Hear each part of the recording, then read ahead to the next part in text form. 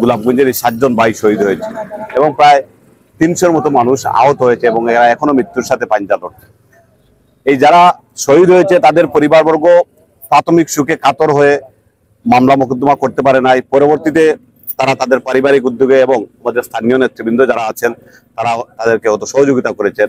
পাশাপাশি এখানে বৈষম্য বিরোধী ছাত্র আন্দোলনের একটা ব্যাপার আছে, তারা আছেন, শুধু বিএনপি একা না, এখানে জামাতে ইসলামী আছেন, তাদের সংগঠনও আছেন, তারা স্থানীয় নেতৃবৃন্দ তারা সবাই বিভিন্নভাবে মামলাগুলা তৈরি করতে বা সহযোগিতা করেছেন তাদের যারা শহীদ হয়েছে তাদের পরিবারবর্গকে, আর তাদের পরিবাররাই ক্ষুব্ধ হয়ে সেই মামলাগুলো করেছে।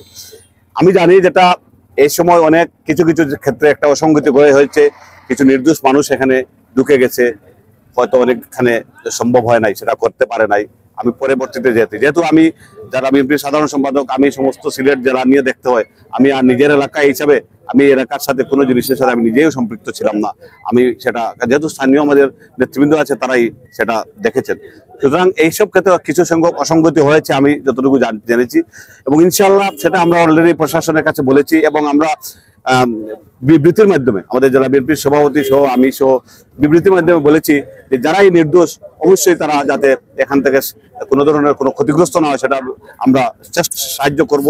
পাশাপাশি দোষী যারা তাদের শাস্তি নিশ্চিত হয় সেটার ব্যাপারে আমরা সোচ্চার এবং আমরা সেই অবস্থানে আছি।